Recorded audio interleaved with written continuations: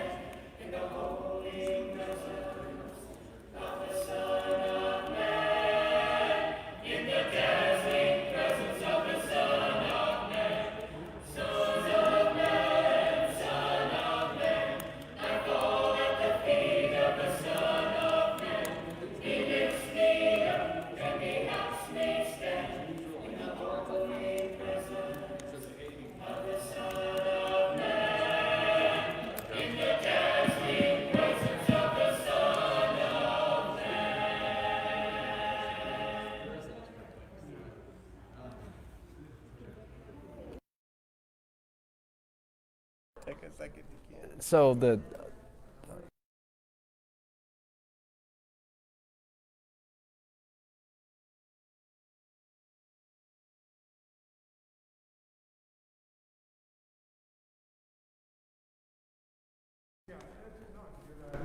I think we're on. Are we? All right, so we're going to get started. It is Wednesday night. I am Lance. I'm Doug. I'm here with my friend Doug. Oh. And we're going to be talking Luke, half of 19, 20, 21. And Jesus is just going to get asked a lot of questions, and he is going to be examined and tested and evaluated. And it's kind of what people have been doing for 2,000 years. They're trying to figure out, who is this Jesus? Who is this one that some people say is possessed by Satan? Some people say he's a great teacher. Some people say he's the very Son of God. And we're going to just jump right into a lot of those things. So I'm excited to do that. Excited to be here. Yeah, I hope you're looking forward to this. We're going to begin with, I guess we've already begun with our welcome, but we're going to have a song that hopefully you are somewhat familiar with. And then we'll have a prayer and show the video. Okay, I want people to actually let us know if they know this song or not. Yes. Because we've had a lot of debate if this is known in our tribe, in the churches of Christ. So I know it. It has to be, because it has the word ain't in it. I mean, it's got to be Ain't. one that we all know well. Yeah. Is it safe for me to say that I was introduced to this song at a Baptist student union? I suppose it's safe to say that. Yeah, I just said it. Anyway. All right. Well, let's get started. Let's worship.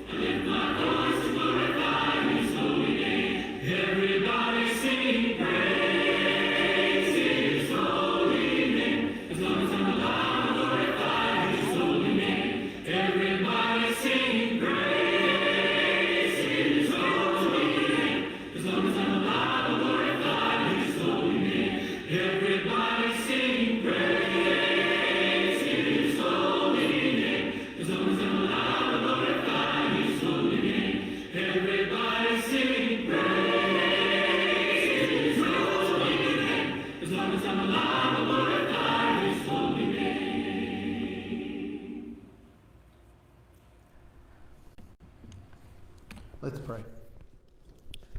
Father God, we just thank you for giving us the opportunity to lift up your name in praise, to lift up our hands to glorify you, to lift up our voices as we let others know in this world that there is a creator, a redeemer, and a savior for all of us. And so, Lord, we pray that we don't leave it to other institutions or other people to do what you've called us to do, that instead we will hear the call that is to proclaim the good news of Jesus Christ to this world. And so, Lord, I thank you for that opportunity, and I just pray that we will live that throughout our lives. It's in Jesus' name that I pray. Amen.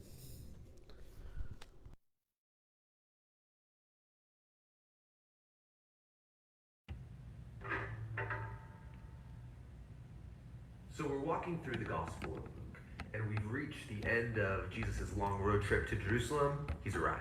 So he rides a donkey down the Mount of Olives towards the city, and all these crowds are forming, and people are singing, "Praise the King who comes in the name of the Lord." They're laying down their cloaks in front of him. And why all this royal treatment? Okay, so Israel's ancient prophets promised that one day God himself would arrive and rescue his people and rule the world. Other times the prophet spoke about a coming king who would ride into Jerusalem to bring justice and peace. So Jesus is activating all these hopes that he's that king, and everyone's ecstatic. Well, not everybody. But the religious leaders, they think Jesus is a threat to their power, and so they're not happy. But even more striking, Jesus himself is distraught. He's actually weeping as he rides. Yeah, why? Well, Jesus can see what is coming. He knows that he won't be accepted as Israel's king, and he knows that Israel will keep going down a destructive path, neglecting the poor, stirring up rebellion against their Roman oppressors, and he knows that it will lead to death. It breaks his heart. And it riles him up. The first thing he does in Jerusalem is march into the temple courts, and he drives out the money changers, disrupting the entire sacrificial system. Yeah, he's staging a prophetic protest, and he stands in the center of the courtyard, shouting out words from Israel's ancient prophets. This is supposed to be a place of worship, but you've made it a den of rebels. A den of rebels. Yeah, he's quoting from the prophet Jeremiah, who stood in this same spot, the center of Israel's religious and political power. And he offered the same critique of Israel's leaders, that they're rebellious and corrupt. And they get the message and start to plan to have him killed. Which is no surprise to Jesus. In fact, he planned that all of this would happen during Passover. This is the Holy Week when Jewish people celebrate their ancient story of how God liberated them from slavery and invited them into a covenant relationship. And so Jesus uses the symbols of Passover to reveal the meaning of his coming death. The broken bread was his broken body, and the wine was his blood that would establish a new covenant relationship between God and Israel. Jesus was going to die for his people and open up a new way forward. After the meal, Jesus takes his disciples to a garden to pray. And he struggles with the very human desire to save his life instead of sacrificing it, but he overcomes this temptation. And it's here where the religious leaders, with the temple guards, find him and arrest him. Now, Jerusalem was being ruled by the Roman Empire, and so the temple leaders couldn't execute Jesus without permission from their Roman governor, a man named Pontius Pilate. And so they make up this charge that Jesus is a rebel king stirring up revolution against the Roman emperor. Pilate asks Jesus, "Are you the king of the Jews?" And Jesus answers, "You say so." So Pilate can see that Jesus is an innocent man, and he doesn't deserve death. But the leaders keep insisting that he is dangerous, so they negotiate a compromise. Pilate will release an actual rebel against Rome, a man named Barabbas, instead of Jesus. And so the innocent is handed over in the place of the guilty. Jesus is taken away with two other accused criminals and nailed to a Roman execution device. And people are mocking him. "Hey, if you're the Messianic king, save yourself and us." But Jesus loved his enemies to the very end, offering hope to one of the criminals dying beside him. And he even prayed for his executors. "Father, forgive them. They don't know what they're doing." And then the sky darkened as an innocent man died the death of a rebel. And then Jesus cried out with ancient words from Israel's Psalms, "Father, into your hands I commit my spirit." And then Jesus died, innocent and alone.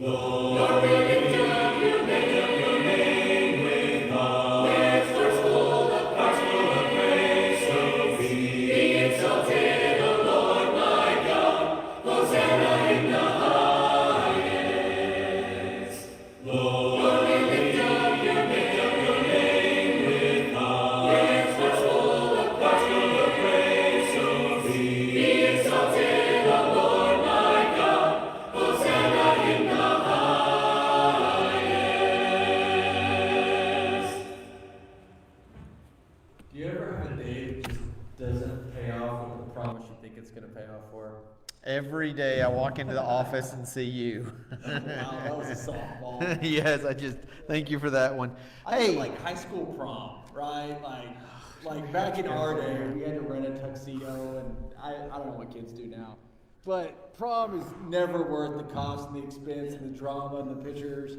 And I don't know, I just kind of think that like this is the day that should have been like an epic day in the life of Jesus. That like people are saying the right things and they're doing the right things. And as they pointed out in the video, but he's weeping over it. Yeah, I mean, there's like, we're going to see this through Luke, and we've seen it already going all the way back to Zacchaeus and the loads of people. And as we enter into chapter 19, you're going to get more and more of this excitement building where Luke keeps saying, like, everybody woke up early to go listen to him in the temple, and like this whole huge push. And then, boy, it's going to all kind of fall apart, at least in the eyes of everybody around, as they see everybody kind of disappears when Jesus ends up on trial. Where are these people? When you really look at the reactions of the people, you see why Peter is willing to take a sword out and chop off a guy's ear.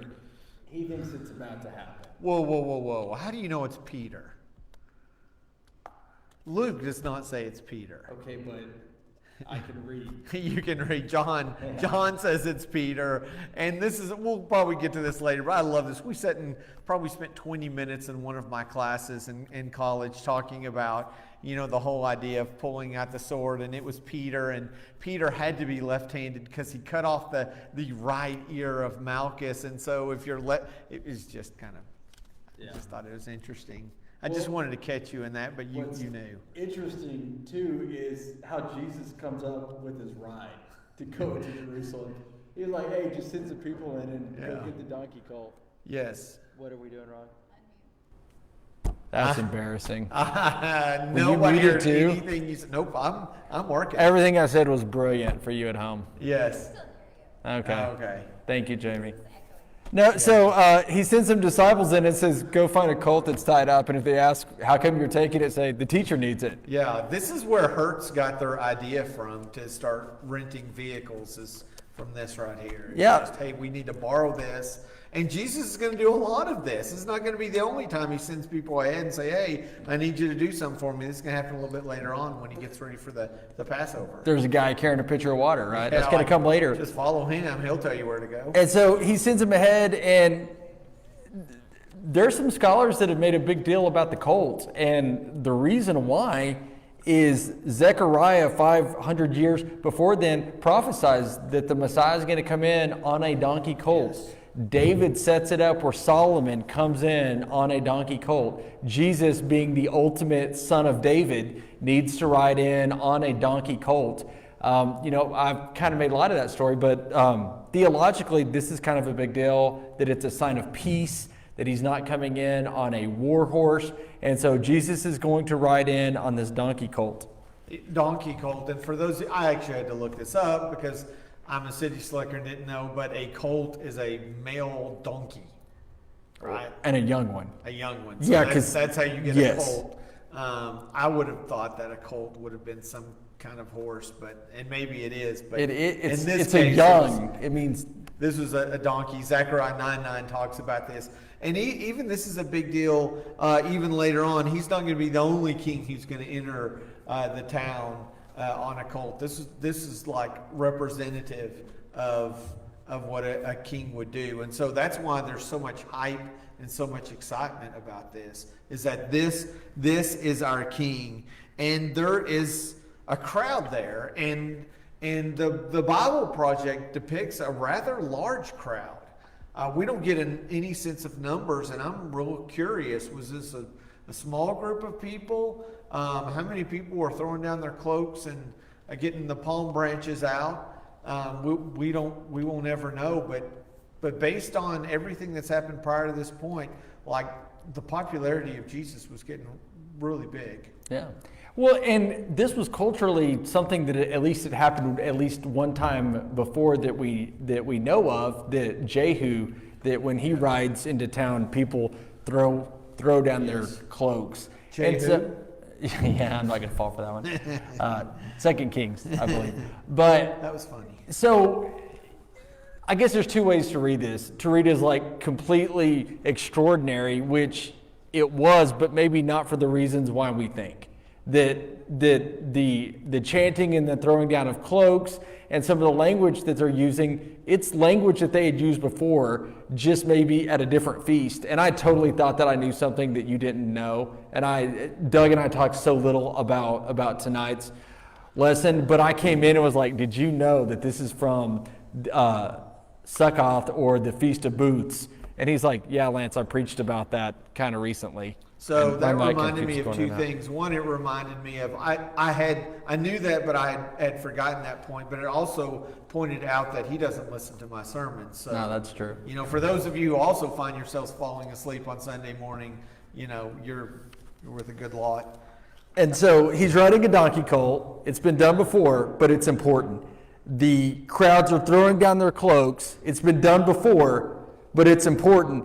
And then the language that they use, blessed is the King who comes in the name of the Lord, peace in heaven and glory in the highest. That's language that they would have chanted, but at the Feast of Booths. Yes. Different festival. So they're saying the right thing at the right time, but they're borrowing the language from another feast. There's 3 annual pilgrimage feasts a year in the Jewish calendar, and they're using language from a different one because Yes. Passover is the one that they're actually going for at this moment. Yeah, and let's not forget, we can easily be blinded by the fact that, Jesus instituted, the Lord's Supper, but he is drawing from the Passover, which was very rich for the Israelite people in symbolism, and so he is just kind of changing that. So I really feel like for us to get a really healthy understanding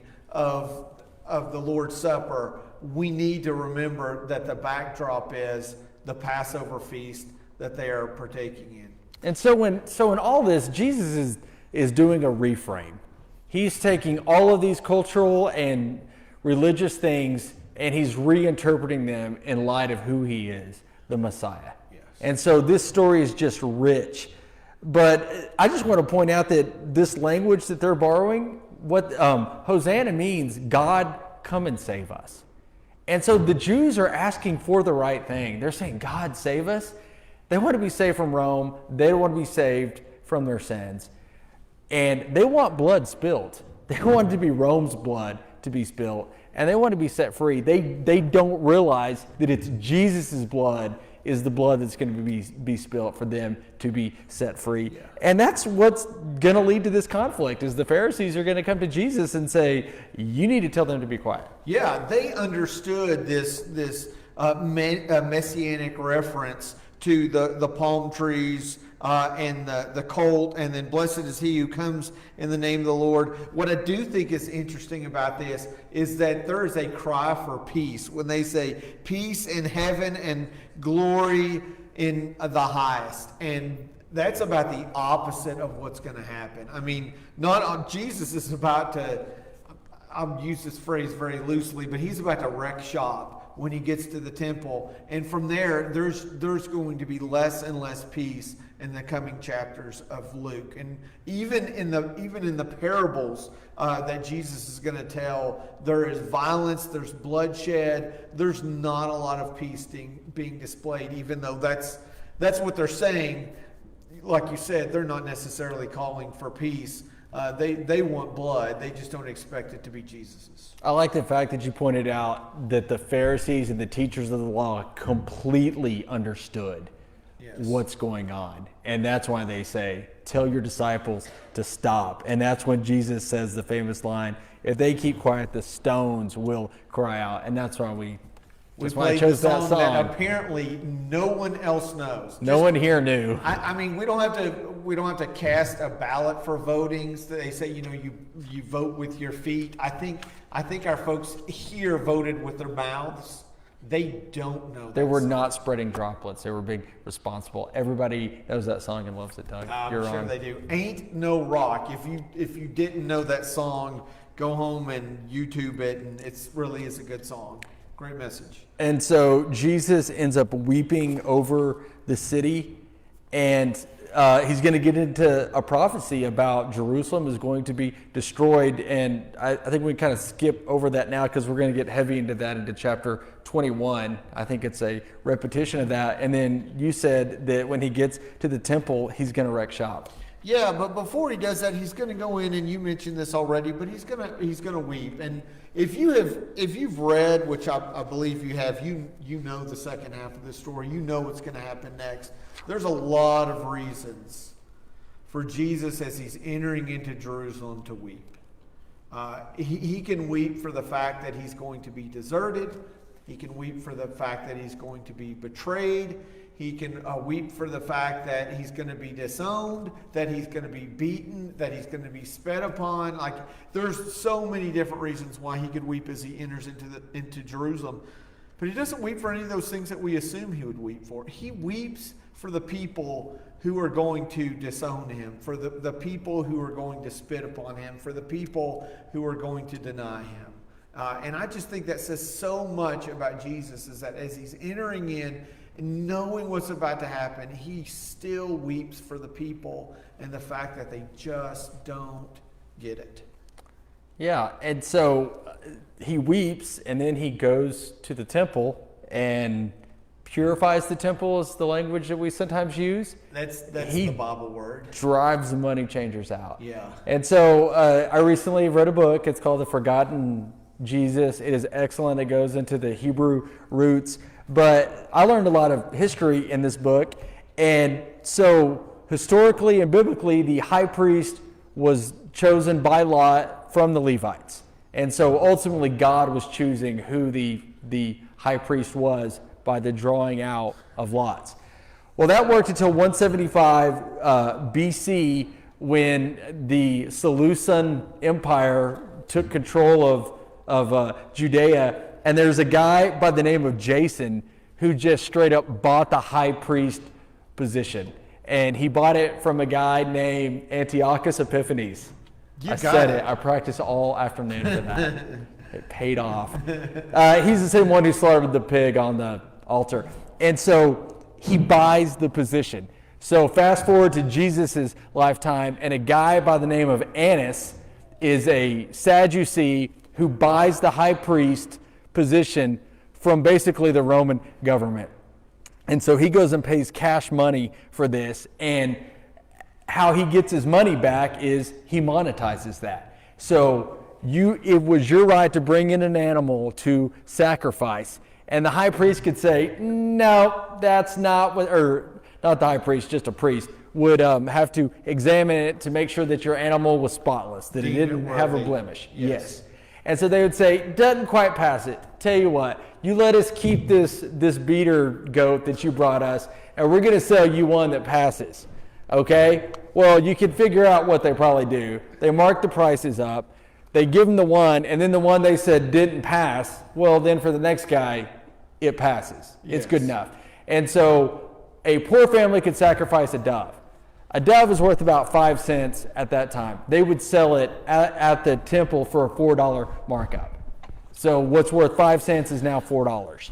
Well, and it's a whole scam they had going, because you would walk in with your money, and there was a lot of different currencies being brought in from a lot of different places. And what they would say is, before you can buy anything at the temple, you have to use our currency. And that's where we have the money changers coming in. And so they would get raked over the coals on the exchange rate from bringing their money in. And they say, no, we won't take your money. You have to use our money. You have to, and we'll sell it to you. But it's a crazy rate. So then they get you on that end. And then you have to take those, and then pay more to get the animal, because either one, yours was blemished according to them. For some people, it just didn't make sense to travel that far with an animal, and people were using that.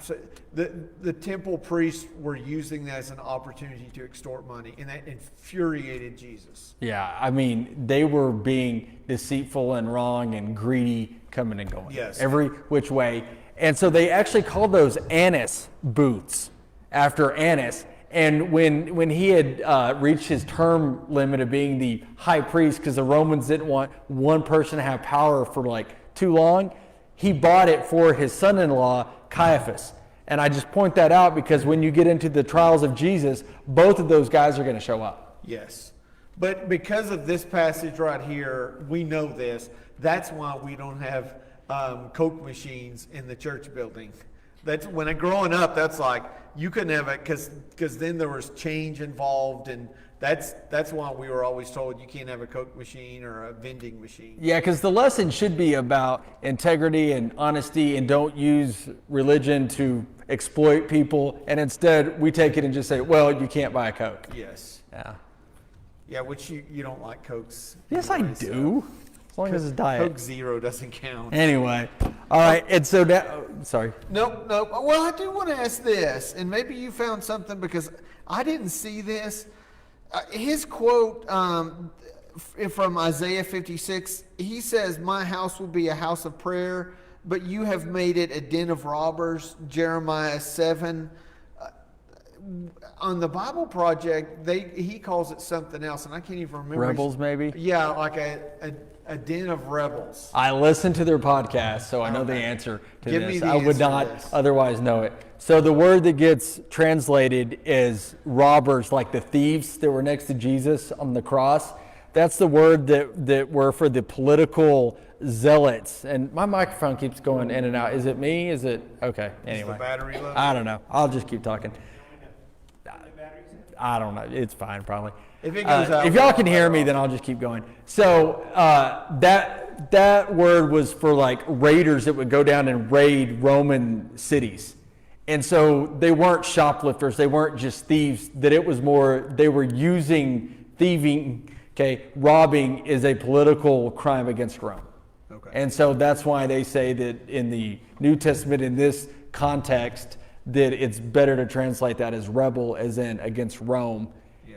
Or I guess in this case, it's against the house of God. But that's how that gets used. Okay, I'm glad you listened to that podcast and you knew. And then but again, verse 47, just want to point out, it says, every day he was teaching in the temple, but the chief priests, the teachers of the law, and the leaders among the people were trying to kill him. Like, I don't want us to lose sight of the fact, because we've heard this story so many times, but Jesus was a marked man. And basically he's going to, in some ways, when you talk about Judas, he kind of has a bounty on his head. Like, they're trying to find a way to get him. You know, different times they say we want to seize him, we want to throw him in jail, but ultimately what they want to do is kill him. So imagine the kind of popularity, both good and bad, that Jesus had, when there are some people that are, laying down their cloaks for, the colt to walk on that he's riding on, and then there's others who are just, they want to kill him. So just a highly emotional, very volatile scene. And he's throwing tables over and crashing the money changers' places. Yeah, and then they ask a question that you can ask a question that is excellent, but with the wrong motives. And so Jesus is teaching in the temple courts. He's proclaiming the good news, and the chief priests and the teachers of the law and the leadership, they come to him and they say, "Tell us, by what authority are you doing these things?" And then it repeats it. Who gave you this authority? It's a good question, but I love how they sidestep the whole fact that Jesus is performing miracles and doing amazing things. They just simply qualify it by saying, why are you doing these? Who gave you the authority or the power to do these things? Like, they don't even want to admit, like, he's doing something miraculous. They cannot get past the fact that there are people being healed. There are people who couldn't walk, and now they're being able to walk. Shriveled hands, blind eyes, like, all these miracles are happening. And they're so furious that Jesus is stepping on their turf that they can't even look at the fact that people's lives are being changed in an amazingly positive way. And they just want to say, how are you doing this? Not for good reasons, but they want to trap him. Well, they're so locked into their I hate to use this word, to their partisan groups of the day. The Sadducees knew that their authority to tax and to run their anise booths was coming from Rome. The Pharisees knew that their power came by their prestige and their reputations. Everybody kind of had this little niche carved out. And Jesus comes in and he doesn't play ball with any of them. And in fact, they're just about to try to trap him, between those groups. And they're like, who's your teacher? Were you the school of Gamaliel? Like, by what authority? What group are you with? Like, how have you done this out of nowhere? And then sometimes I get in the habit of thinking that John the Baptist is like so yesterday's news, but he's another person whose authority came from nowhere.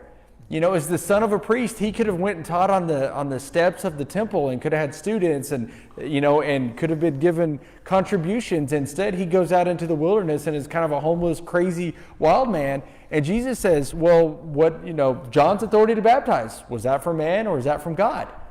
And the Pharisees and the teachers of the law say, we're scared to answer that. Yeah. So John's popularity is still that high that even after his head has been lopped off, they won't downtalk John the Baptist. Yeah, and this is going to play a lot. Like, I think I sometimes lose sight of, where are all the people when Jesus gets arrested?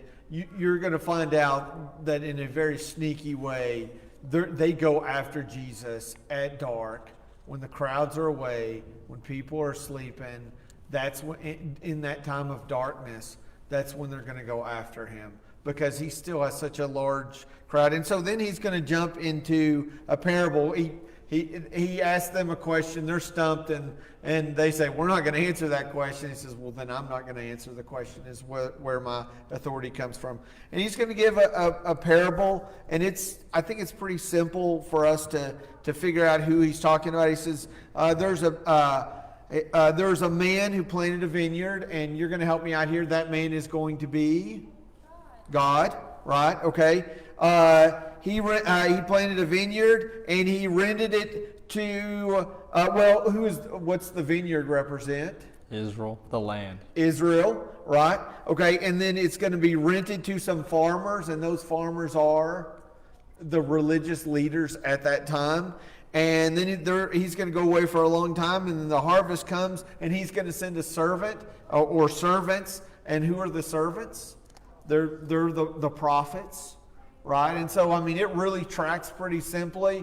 But then this is where it kind of goes downhill from here. Like, so far, it's really not a bad story. It's one that you would share in Bible school class. But then he talks about that they started beating them up and sending them away empty-handed. And then finally, after they wound a third servant, the owner says, hey, what am I going to do? I'll send my son, because if I send him, perhaps, and I love that word, perhaps, they will respect him. And that son of the vineyard owner is who? Is going to be Jesus. And Jesus is outlining what is going to happen, what has happened up until this point, how God over and over, he was the owner of the vineyard. He planted the vineyard. It was his. He allowed people to come in there. They were renters. But when he came in to send his servants in, they beat him up, ultimately sent his son, and they killed him because they thought, hey, if we kill the son, then we get to inherit, it'll all be ours.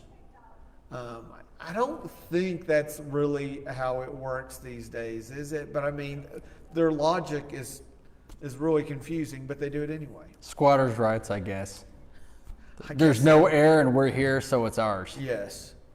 The only problem is Jesus is the heir that you can't kill. Yes.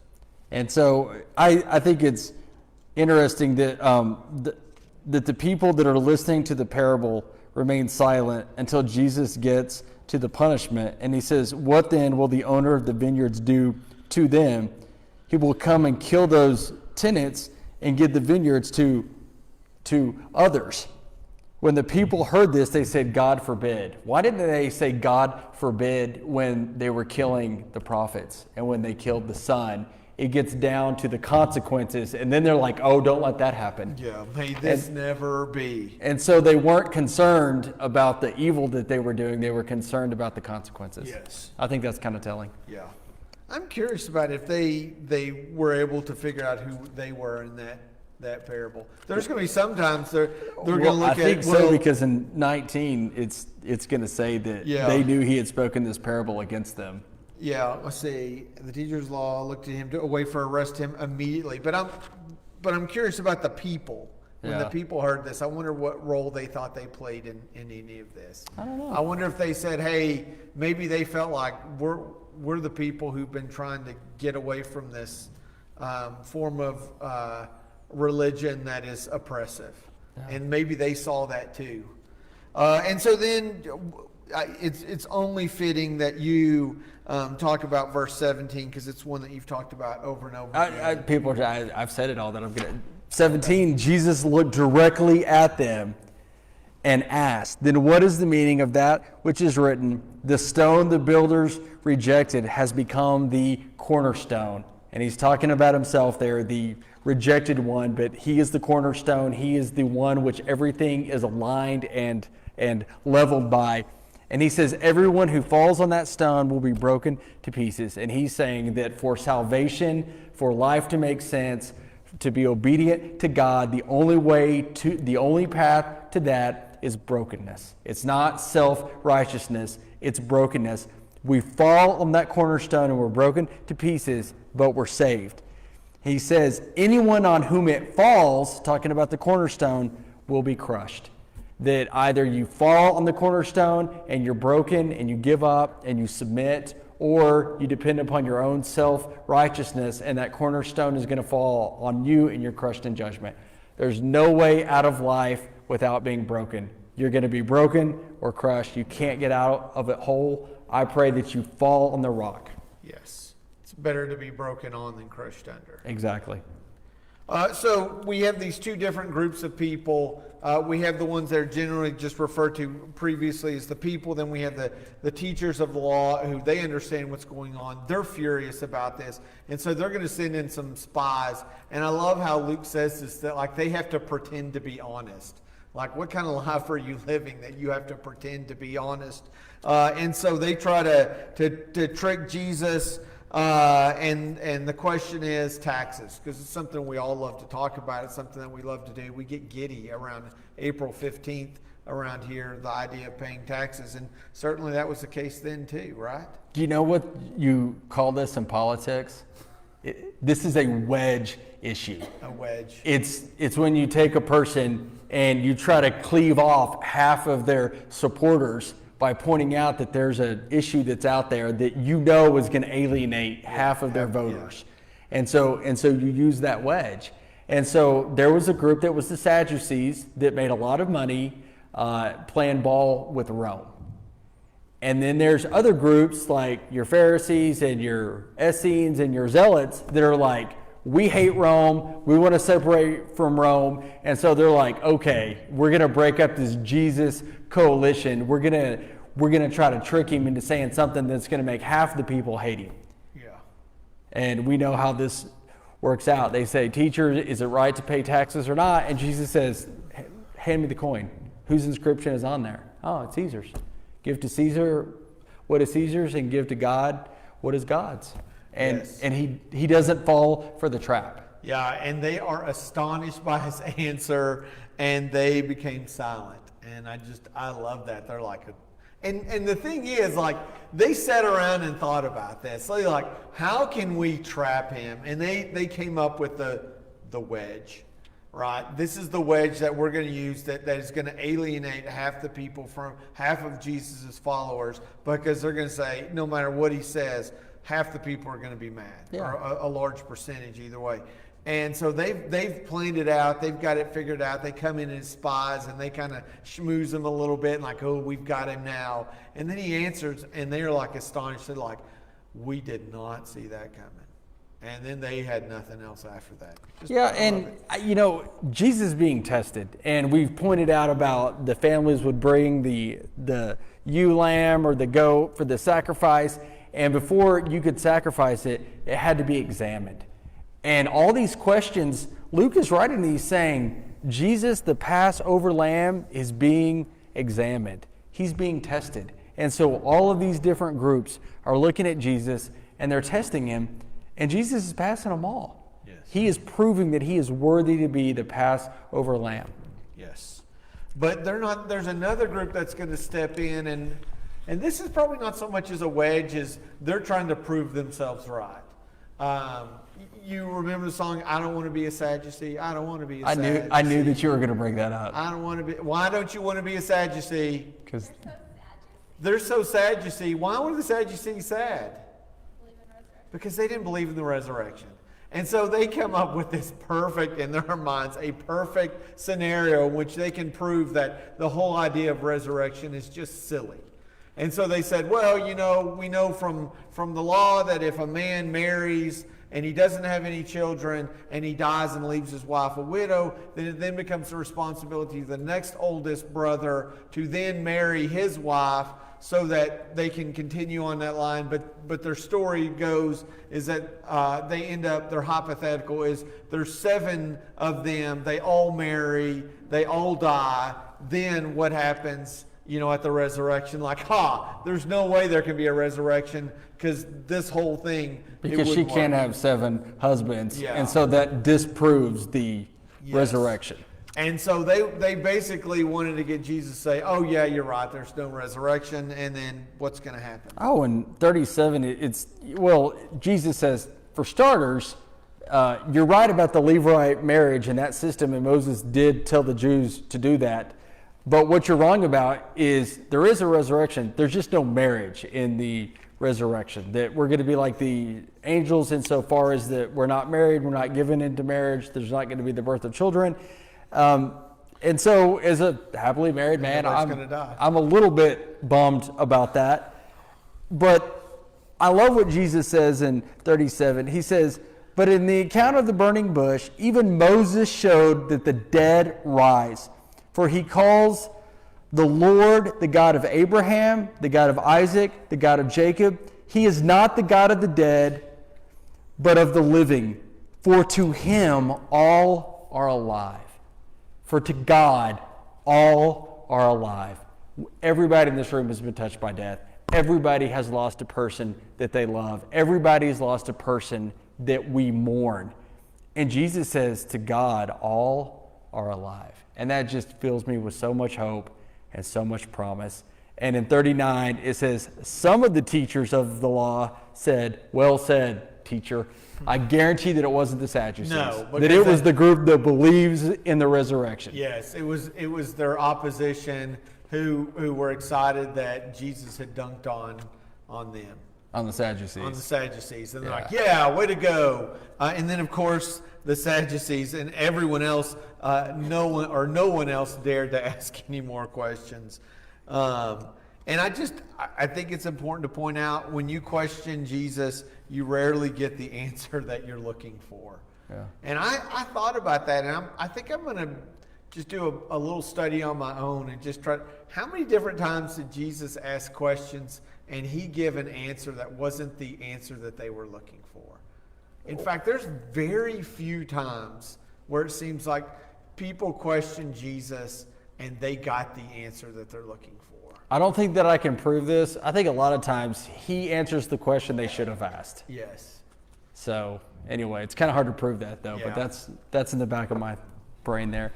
And so then Jesus is going to ask a question of them, and basically he's just pointing back that he is the prophesied son of David. He says, then Jesus said to them, why is it said that the Messiah is the son of David? David himself declares in the book of Psalms, the Lord said to my Lord, sit at my right hand until I make your enemies a footstool for your feet. David calls him Lord. How then can he be his son? And Jesus is just pointing out that the title Son of David is just that. It's a title in that sense. Mm-hmm. So he's asking them questions, and we don't get an answer, and I just assume it's because they don't have one. Yeah, and then this is the part where I want to take a ruler and a Sharpie marker and draw like a big thick line between 44 and 45, because it seems like he's going to kind of shift gears just a little bit. You know, he's talking about the fact that he's the Son of God, and then he kind of shifts attention over to the Pharisees, and he says, hey, look at these guys, like they're all about themselves. They're all about their flowing robes, and they like to be greeted in the marketplaces, and they have the important seats and the places of honor. And he says they devour your widows' houses for a show, make lengthy prayers. Such men will be punished most severely. And then we're going to see 21. He's going to follow along that same line, but he kind of shifts gears and said, "Hey, listen, if you want to question, if you have some issues, look at these folks here." And I really think there would have been a lot of people who said, "Well said, teacher," because I think there's a lot of frustration among the people. Not the religious leaders, of course, but the people who thought that this whole extortion deal and oppression was just nearly unbearable. Well, in 45, it says the people are listening, but he addresses that to the 12, to the disciples. So I think he's just telling them, you're going to have a lot of influence in the early church. Jesus knows this. And he says, don't become the thing that you hate. Yes. Don't become the thing that is oppressive and that is wrong and that God is reforming. Don't become that thing. Yeah. And I don't know anyone in Washington. And generally speaking, I think most people kind of have a distaste towards politicians. And I think there's probably some of them have earned that rightly. But I suspect that there were a lot of people who a long, long time ago, they got into politics because they wanted to make an impact in their city, in their county, in their state, and thought, I want to do some things to make some change, to do things differently. But man, you start getting around that power and that prestige and that money, and people start twisting your arms, and all of a sudden you start kind of fudging just a little bit on what you thought you were going to do, and you end up doing something totally different. And so with that in mind, go watch the Lorax, and it follows that same vein too. Just this earnest and sincere and wanting to do good, and then being corrupted. And I think Jesus is making that warning. Well, the sickness in my stomach for politics is it's palpable right now. It's almost unbearable. But Jesus is talking to people like you and me. Yeah. He's talking to religious leaders. Yeah. That he says, don't let that go to your head. And so I don't want to sit here and make it about the politicians that, quite frankly, almost nobody likes right now. Everybody's sick and tired of politics. But that warning is for the 12. Yeah. It's for religious leaders. It is for elders and ministers and teachers and even people that have influential blogs and podcasts, that don't let that go to your head. You're not that far away from being the person that you hate. Yeah. If you're not careful, you can. And so then he's going to talk about a widow that he sees who gives. Well, it transitions well from 47. They devour Yes. the houses of the widow. Yes. And then you got a widow giving her last dime Yes. into the offering. And so she gives her 2 small copper coins, and he says, I tell you the truth, this poor widow has put in more than all the others. All these people gave their gifts out of their wealth, but she has given out of her poverty. And she has given out of her poverty, put in all that she had to live on. I think I read that wrong like 3 different times. I don't. I apparently my eyes are not working with my brain. But the one thing I do think it's important to get out of this, and there's a lot of things, but a reminder for all of us, but especially for our kids. If you don't give when you have a little, you're not going to give when you have a lot.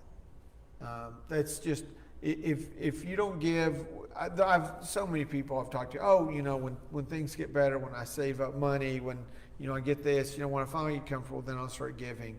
Like if you're not trusting God when you have a little, then there's not going to be a light that switches on, and all of a sudden you're like, oh, I have lots of money, I'm going to give it. No, if you haven't been giving when you had a little, you're going to say, I have lots of money, I've never had that, I want to hang on to it. And when she had nothing, And this is not really about giving as much as it is having faith and trusting, but she totally trusted and gave what little she had. How bitter and agonizing is it that the verse before says that basically greedy, selfish people are just taking it? She puts the money in. The section that follows is the temple's going to get destroyed anyway. Yes. In a few years, and yet she gives. And so I just think that Luke is teaching us that once we give, we're not on the hook if that gets misused. Yes. That just the fact that she gave, that Jesus commends her for it. Yeah. But it is so heartbreaking that that's the way Luke kind of positions those things. Yeah. This next section where Jesus talks about the temple being destroyed is going to absolutely infuriate the religious leaders. I mean, this is blasphemous to the nth degree. I mean, the whole idea, I mean, just one, because of what it stands for, what it represents to them is this is where God lives, and to suggest that it's going to be torn down, it's crazy. And if you look at the temple itself and the way it was created, I mean, this is not, you look at our walls and we have these little bricks. They didn't have the brick. I mean, they had these huge stones. And so this idea that the temple was going to be torn down was not something like could be done by a little windstorm or by a small army. Like, in order for a devastation to occur on this level at the temple, it would have just been absolutely horrific. And he's going to describe that scene coming up. But just how terrible it is. Okay, so can I use nerd words again? I think I've used this phrase before. We're a millennial preterists. We believe the 1,000-year reign that's talked about in the book of Revelation is symbolic, that it's not a literal 1,000 years. And we're preterists in that we believe that virtually that every prophecy, other than at the very end of Revelation, that's in the Bible has already taken place. And so if you're a good millennial preterist, which I hope you all are, you'll take your pen right now and you'll scratch out signs of the end times, all right? And you'll write 70 AD on there, okay? And then this passage makes a whole lot more sense. I know there's not a lot of people that are my age in this room, but if you're my age, if you're in your early 40s, then you were alive for Y2K and for the Left Behind books and then the movies.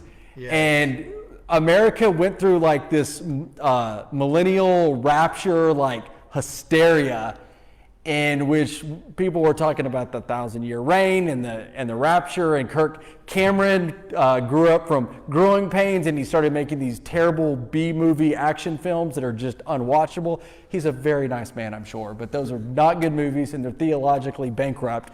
And I'll give you the microphone after I read verse 32. Truly I tell you, this generation, the people he's talking to, will certainly not pass away until all these things have happened. So I don't know how we take that and we jump to end times.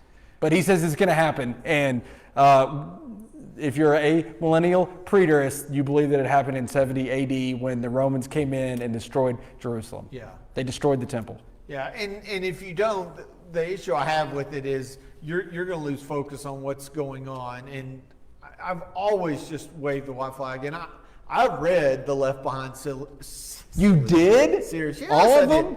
I'm pretty sure I did. And I mean, they were just, it was fiction to me. It wasn't something like this is, fact.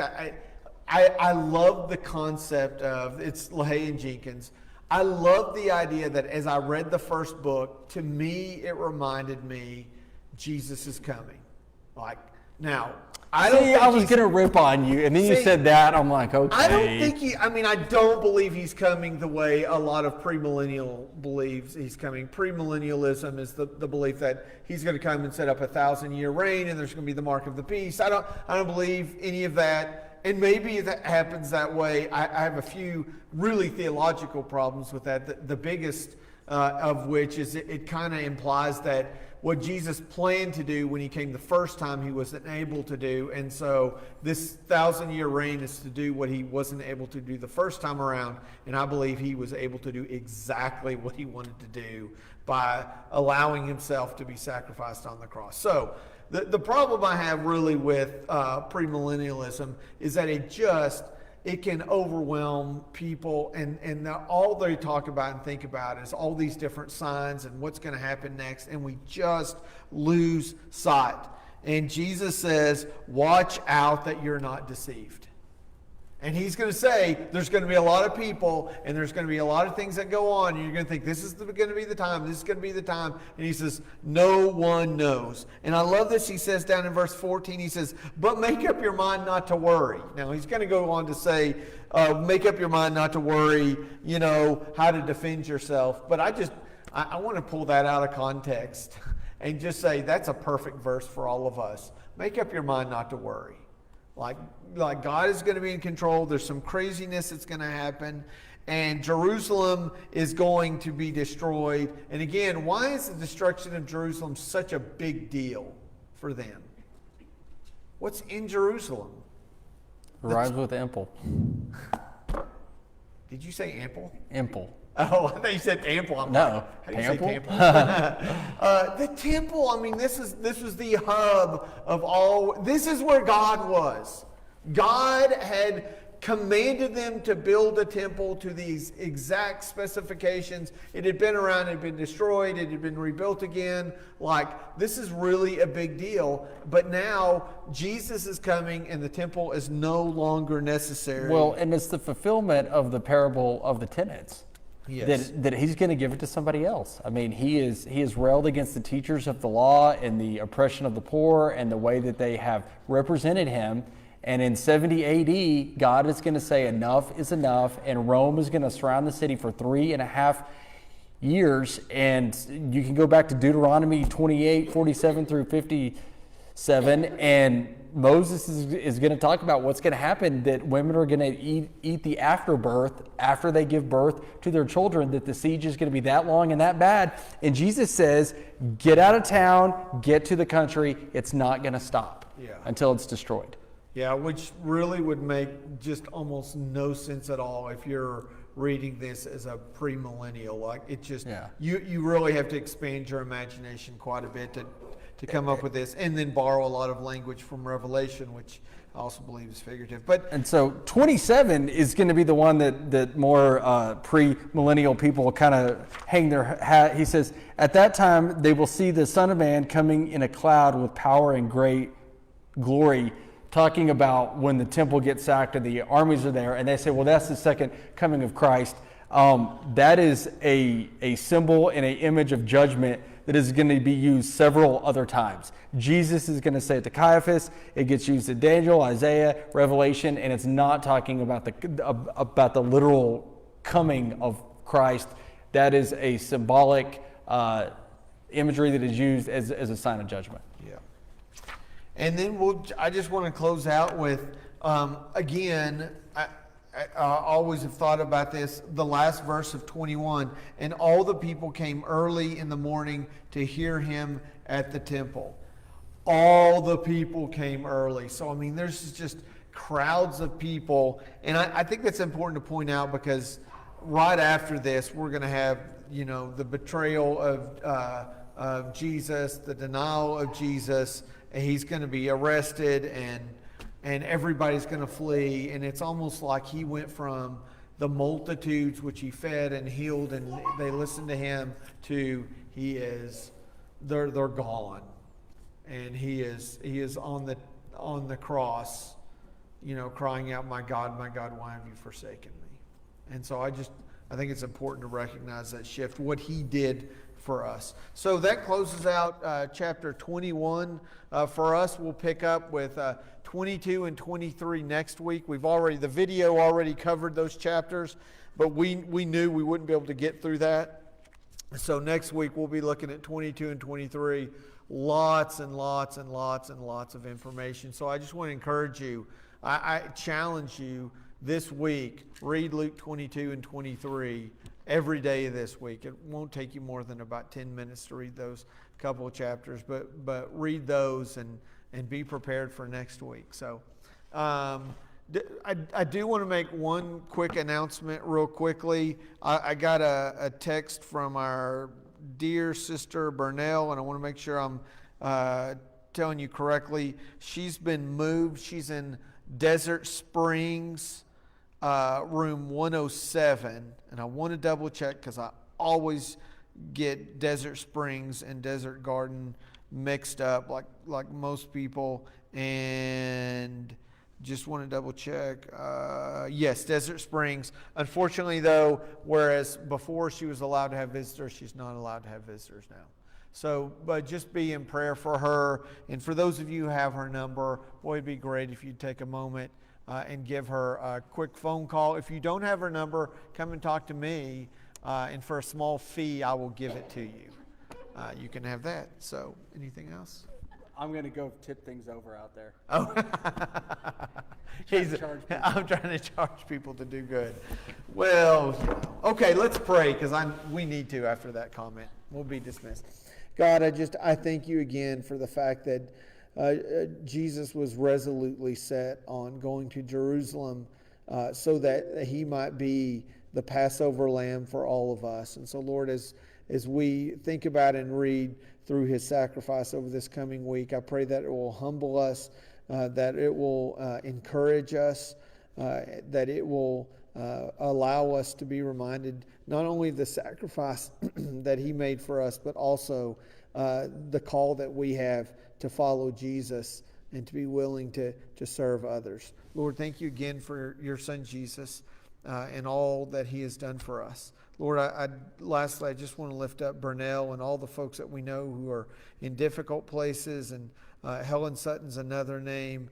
I just pray that you be with them and give them peace and strength in this time. It's in Jesus' name that I pray. Amen.